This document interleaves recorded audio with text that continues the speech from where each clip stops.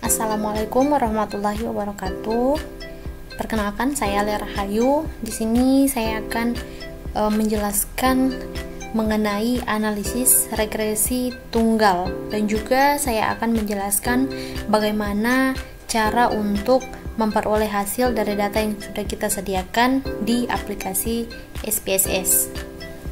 Adapun pengertian dari regresi linear sederhana atau regresi tunggal yaitu teknik statistik yang digunakan untuk membuat model dan menyelidiki pengaruh satu variabel independen terhadap satu variabel dependen.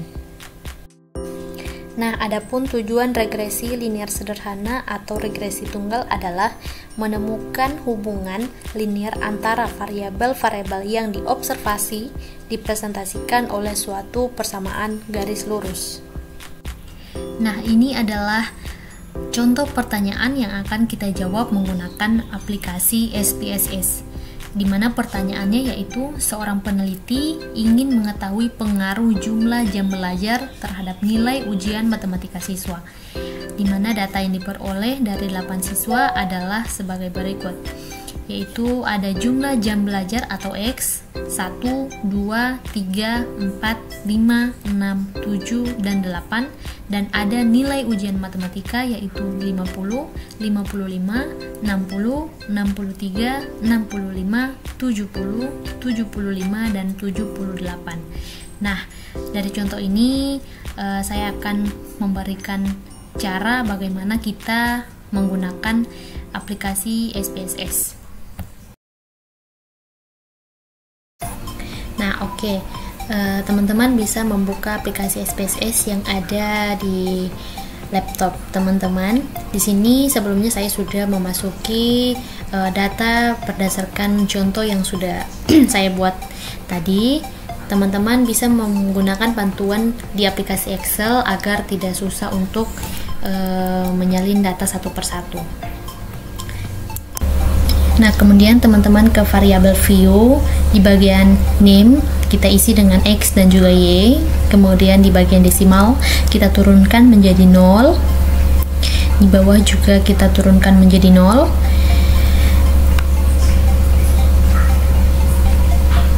Kemudian di bagian label kita isi menjadi jam belajar siswa. Lalu di bagian bawah kita isi hasil belajar matematika. Kemudian di bagian measure, nominal kita ubah menjadi scale, di bawah juga kita ubah menjadi scale. Nah, jika tampilannya sudah seperti ini, teman-teman bisa kembali ke data view. Kemudian untuk mencari hasil dari data yang sudah kita buat ini, kita ke analyze, kemudian kita ke regression, kemudian kita pilih linear. Lalu hasil belajar matematika atau Y kita pindahkan ke dependen, dan X-nya kita pindahkan ke independen, lalu klik OK. Nah, di sini teman-teman bisa lihat di bagian model summary di bagian R.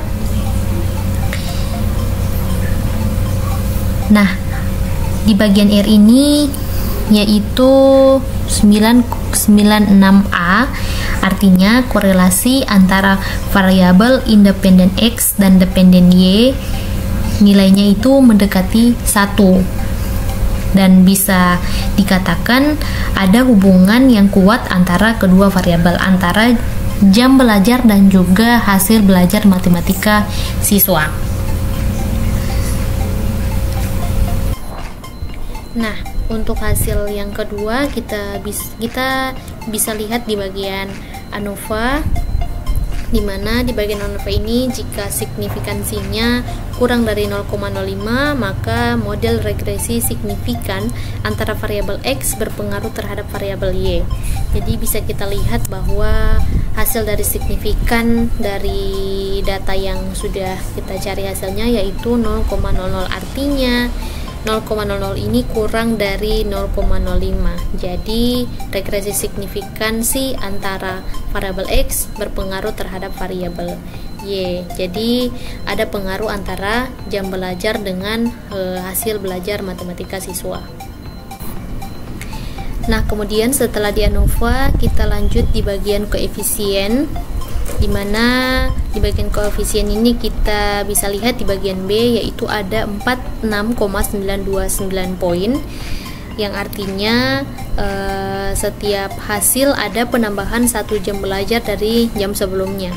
Kemudian di bagian T adalah 26,150, yang artinya semakin besar hasilnya maka akan semakin signifikan pula antar kedua variabel.